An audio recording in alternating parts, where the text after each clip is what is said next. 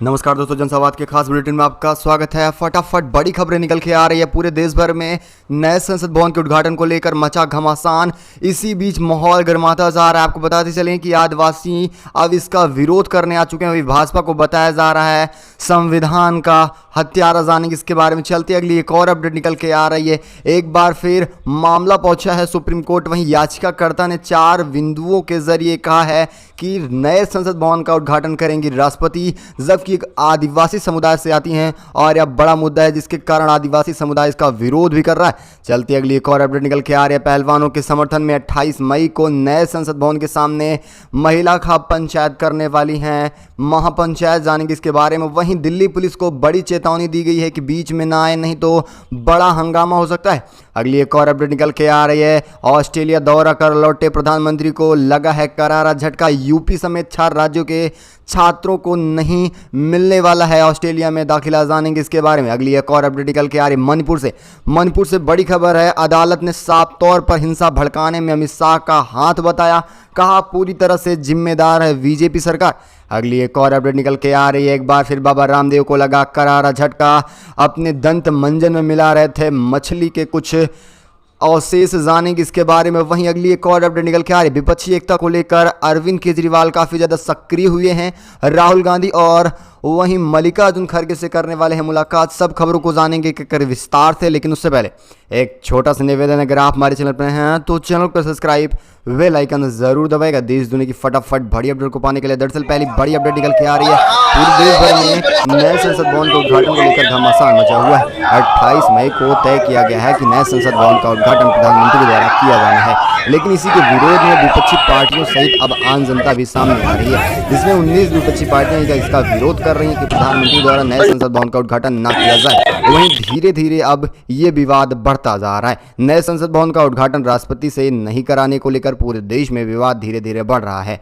देश की 19 पार्टियों ने संसद भवन के उद्घाटन समारोह में न जाने का साफ इंकार किया है और साथ इसका बहिष्कार करने का ऐलान किया है। वहीं बताते चले कि आज झारखंड में एक बार फिर इसके विरोध में पूरी आम जनता उतर आई है, क्योंकि झारखंड में देखा जाए तो खास तौर पर आदिवासी समुदाय बहुलक है और खासकर इसका विरोध कर रहा है। उन्होंने कहा कि यह केवल और केवल राष्ट्रपति का नहीं बल्कि आदिवासी समुदाय की भी अवहेलना हो रही है, क्योंकि प्रधानमंत्री एक राष्ट्रपति जो कि आदिवासी है और महिला होते हुए भी उससे उद्घाटन नहीं कराया जा रहा है, या महिला के साथ साथ आदिवासी समुदाय के साथ दुर्व्यवहार किया जा रहा है। वहीं साथ ही बताते चलें कि नए संसद भवन का मुद्दा झारखंड में गरमाया और साथ ही वाम दलों और केंद्र सरकार पर भी हमला बोला जा रहा है। 28 मई को तय किया गया है कि उद्घाटन होने वाला है, लेकिन इसके विरोध में पूरा भारत एक होता नजर आ रहा है। चलती अगली एक और अपडेट निकल के आ रही है। पहलवानों से जुड़ी बड़ी खबर है। पहलवान के समर्थन में 28 मई को फिर से होगी महिला महापंचायत का आगाज।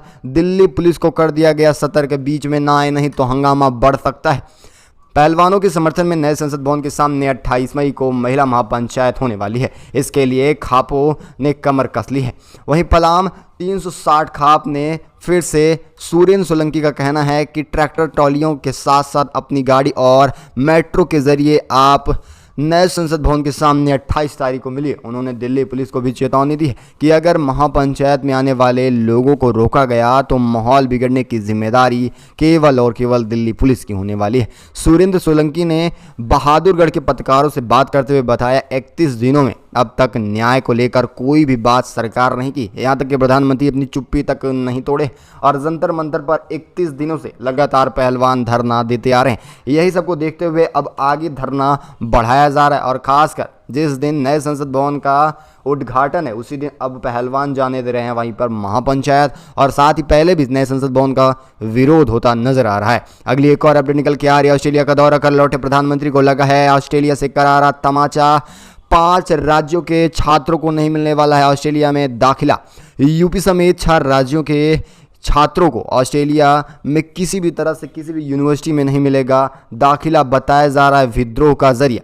ऑस्ट्रेलिया के फेडरेशन यूनिवर्सिटी और पश्चिम सिडनी विश्वविद्यालय के 6 भारतीय राज्यों के छात्रों को प्रवेश नहीं दिया जाएगा। शिक्षा एजेंटों का कहना है कि केवल और केवल पंजाब, हरियाणा और गुजरात, उत्तराखंड, यूपी, जम्मू कश्मीर के छात्रों को इन अधिकारों से वंचित कर दिया गया है। साथ ही बताते चलें कि देखा जाए तो खासतौर पर जहां पर बीजेपी शासित राज्य है वहीं के छात्रों को बेदखल किया गया है। गौरतलब है कि प्रतिबंध की घोषणा प्रधानमंत्री नरेंद्र मोदी की ऑस्ट्रेलिया की 3 दिवसीय यात्रा से पहले की गई थी, लेकिन आप देख सकते हैं ऑस्ट्रेलिया के दौरे पर होते हुए इसे प्रकाशित नहीं किया गया। यानी गोदी मीडिया किस तरह से पूरी तरह से संविधान की धज्जियां उड़ाई है। 19 मई को ही यह फैसला कर दिया गया था कि अब ऑस्ट्रेलिया में इन 6 राज्यों के छात्रों का दाखिला नहीं होने वाला है, लेकिन प्रधानमंत्री के दौरे की वजह से नहीं प्रकाशित किया गया था। चलते अगली एक और अपडेट निकल के आ रही मणिपुर से बड़ी खबर है। हिंसा भड़काने में बीजेपी सबसे आगे, हाईकोर्ट ने साफ कर दिया है, अमित शाह को ठहराया है पूर्ण जिम्मेदार।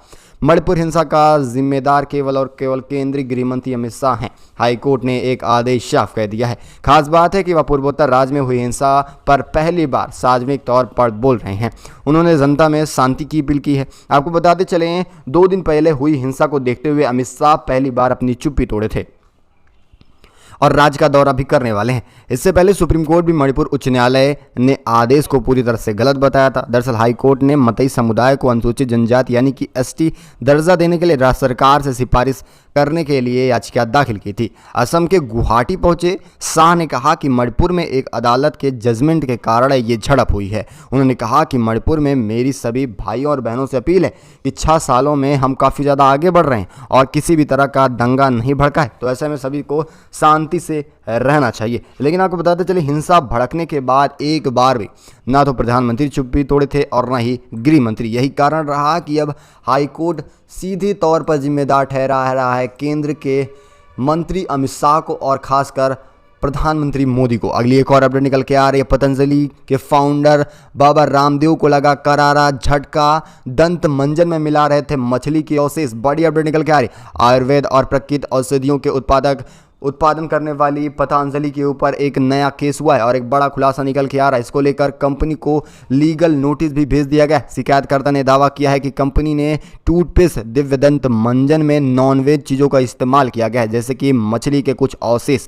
कंपनी इस पर ग्रीन लेबल लगाती है। इसका खास तौर पर मतलब है कि यह उत्पाद पूरी तरह से वेजिटेरियन रहा है। लेकिन आप देख सकते हैं बाबा रामदेव की काली करतूत अब धीरे धीरे सामने आने लगी है, जिस तरह से भाजपाइयों की सामने आई। चलती अगली एक और अपडेट निकल के आ रही है। एक बार फिर केजरीवाल करना चाहेंगे राहुल गांधी और वहीं मल्लिकार्जुन खड़गे से मुलाकात। लगातार फंसते जा रहे हैं अरविंद केजरीवाल, शक्तियां छीनी गई हैं। दिल्ली के मुख्यमंत्री अरविंद केजरीवाल ने शुक्रवार को कांग्रेस अध्यक्ष मल्लिकार्जुन खड़गे और पूर्व सांसद राहुल गांधी से मुलाकात करने के लिए समय मांगा है। आम आदमी पार्टी के संयोजक ने खुद इसकी पुष्टि की है। वह केंद्र सरकार की ओर से लगाए गए अध्यादेश और राजनीतिक हालात पर चर्चा करने के लिए राहुल गांधी से मुलाकात करना चाहेंगे। कांग्रेस पार्टी की ओर से इस पर अभी कोई आधिकारिक प्रतिक्रिया नहीं दी गई है कि आखिर वो केजरीवाल से कब मुलाकात करना चाहेंगे। लेकिन अगर देखा जाए तो केजरीवाल को जितनी ज़रूरत है विपक्षी पार्टियों की, उतनी ही राहुल गांधी को भी ज़रूरत है सभी पार्टियों की, क्योंकि उन्हें पता है अगर केंद्र से बीजेपी को उखाड़ फेंकना है तो उन्हें विपक्षी पार्टियों को एकजुट होना काफ़ी ज़्यादा ज़रूरी है। चलती अगली एक और अपडेट निकल के आ रही है। सत्येंद्र जैन की हालत देख 6 हफ्ता की दे दी गई है राहत। सुप्रीम कोर्ट ने लिया अहम फैसला, लेकिन कुछ शर्तों के साथ छोड़ा गया है। पिछले 6 साल से जेल में बंद आम आदमी पार्टी के नेता और पूर्व स्वास्थ्य मंत्री सत्येंद्र जैन को सुप्रीम कोर्ट से बड़ी राहत मिली है। बीमार सत्येंद्र जैन को सुप्रीम कोर्ट ने कुछ शर्तों के आधार पर 6 सप्ताह के लिए अंतरिम जमानत दी है। जेल में गिरने की वजह से सत्येंद्र जैन की कल अस्पताल में भर्ती कराया गया, साथ ही उनकी हालत गंभीर बताई जा रही है। रीढ़ की हड्डी में चोट लगने की वजह से स्वास्थ्य मंत्री सत्येंद्र जैन को काफ़ी ज़्यादा दिक्कतों का सामना करना पड़ रहा है और इसी सब को देखते हुए सुप्रीम कोर्ट ने अहम फैसला लिया, जिसके तौर पर उन्हें 42 दिनों के लिए अंतरिम जमानत पर छोड़ा गया है। लेकिन सुप्रीम कोर्ट निम्न शर्तों के साथ उन्हें छोड़ा गया है। उन्हें बताया जा रहा है कि दिल्ली छोड़कर वह बाहर कहीं नहीं जा सकते हैं और साथ ही उन्हें यह बड़ा फरमान है कि मेडिकल ग्राउंड पर जैन को राहत देते हुए सबसे बड़ी बात निकल के आ रही है कि बिना अनुमति को वो कहीं भी नहीं आ जाने वाले, दिल्ली नहीं कहीं भी नहीं आ जा सकते हैं।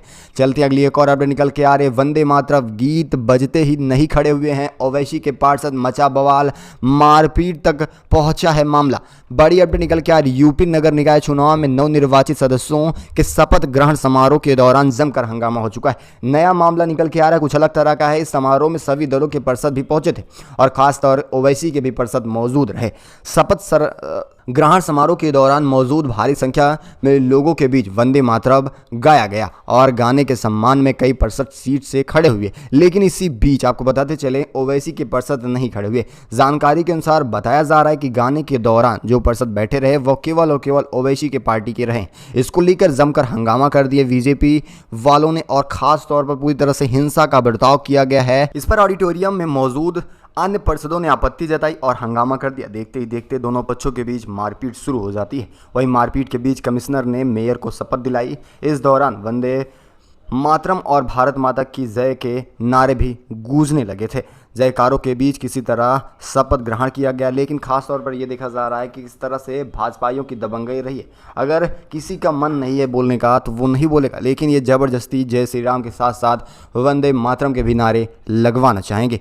अगली एक और अपडेट निकल के आ रहे, बुरे फंसते बृजभूषण को याद आने लगा कानून, कहा पास्को एक्ट का हो रहा है गलत इस्तेमाल। भारतीय कुश्ती महासंघ के अध्यक्ष बृजभूषण शरण सिंह को अब पास्को एक्ट के अंदर फंसा दिया गया है। खास बात निकल के आ रही है कि अब सिंह इसका विरोध कर रहे हैं। उन्होंने कहा कि इसका गलत इस्तेमाल हो रहा है। इससे पहले पूरी तरह से भाजपा ने कानून व्यवस्था का उल्लंघन कर दिया था। उन्होंने दावा किया है इस कानून के बदले सरकार को कोई मजबूत कानून लाना चाहिए। खास बात है कि दिल्ली के जंतर मंतर पर प्रदर्शन कर रहे पहलवान सिंह के ऊपर यौन उत्पीड़न का आरोप लगाए थे, लेकिन इसमें खास बात यह है कि यौन उत्पीड़न मामले में एक नाबालिग लड़की का भी शोषण हुआ था। इसी के तहत अब बुरे फंसते जा रहे हैं बृजभूषण और लगातार न्याय की गुहार लगा रहे हैं कि हमें गलत फंसाया जा रहा है। वहीं बड़ी खबर निकल के आ रही, उन्होंने बताया कि इससे संतों की अगुवाई वाली सरकार के ऊपर भी गलत केस बनाया जाता है। वहीं कैसरगंज के सांसद सिंह अब उत्तर प्रदेश के अयोध्या में 5 जून को बड़ी रैली करने वाले। कुश्ती महासंघ के अध्यक्ष के खिलाफ दिल्ली पुलिस अब तक 2 FIR दर्ज कर चुकी है। उन पर नाबालिग पहलवानों के उत्पीड़न के भी आरोप लगे, जिसके चलते उनके ऊपर पास्को एक्ट के तहत मामला दर्ज किया गया है। विनेश फोगाट, बजरंग पुनिया, साक्षी मलिक समेत कई स्टार्स रेसलर अब उनके खिलाफ प्रदर्शन कर रहे हैं और आरोप भी लगाएं। लेकिन बड़ी बात है कि इसमें एक नाबालिग लड़की का भी यौन शोषण हुआ। इस मामले में अब बुरे फंसते नजर आ रहे हैं बृजभूषण। चलते हैं अगली एक और अपडेट निकल के आ रही है। बड़ी खबर है, न राष्ट्रपति न उपराष्ट्रपति निमंत्रण पत्र तक नहीं, सिर्फ मोदी करेंगे तानाशाही। नए संसद भवन के उद्घाटन को लेकर भड़के हैं संजय राउत। आपको बताते चले सारे विपक्षी दल एक होकर प्रधानमंत्री नरेंद्र मोदी का विरोध कर रहे हैं। नए संसद भवन के उद्घाटन को लेकर विपक्ष में हंगामा मचा हुआ है। इसी बीच शिवसेना के नेता संजय राउत ने कहा कि लोकतंत्र के मंदिर का विरोध नहीं है या केवल और केवल उसे बचाने के लिए विरोध किया जा रहा है। हमारा विरोध उद्घाटन समारोह को लेकर भी नहीं है, उद्घाटन समारोह करने वाले के लिए विरोध है। उन्होंने कहा कि नए संसद भवन का प्रमुख उद्देश्य है केवल और केवल राष्ट्रपति को उद्घाटन करने का, लेकिन प्रधानमंत्री अपना दबदबा बनाना चाह रहे हैं। उपराष्ट्रपति को भी प्रोटोकॉल नहीं दिया जा रहा है। लोकतंत्र के मंदिर में केवल और केवल राष्ट्रपति का अधिकार है सबसे आगे। उद्योग के गुट के संजय का कहना है लोकतंत्र के मंदिर में विपक्ष के नेता एक भी नहीं जाने वाले हैं, क्योंकि वहां पर किसी भी तरह से न्याय और संविधान की बात नहीं होने वाली है, क्योंकि शुरुआत ही पूरी तरह से संविधान को उखाड़ के हो रही है। तो ऐसे में हम कैसे माने कि आगे इसमें किसी भी तरह से न्याय हो पाएगा और संविधान सही सुचारू रूप से चल पाएगा। दरअसल आपकी क्या राय है, अपनी राय कमेंट के माध्यम से ज़रूर बताएगा। इस खास बुलेटिन में बस इतना ही। अगर आपको भी लगता है नए संसद भवन का उद्घाटन राष्ट्रपति को करना चाहिए, अगर आप भी इसके समर्थन में हैं तो वीडियो को लाइक कर ज़्यादा से ज़्यादा शेयर कर अपना समर्थन देना। तब तक के लिए जय हिंद, जय भारत।